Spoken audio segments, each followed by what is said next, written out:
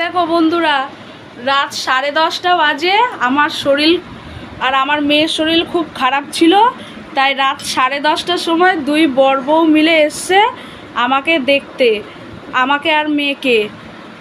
ও মিষ্টি নিয়ে এসছে আমাদের জন্য, ওর মিষ্টি ওকেই খেতে দিয়েছি, যেহেতু ও পুরো টোটালি নিরামিষ খায়, কোনো আমিষ জিনিস খায় না, সেই জন্য ওর মিষ্টি ওকেই খেতে দিয়েছি।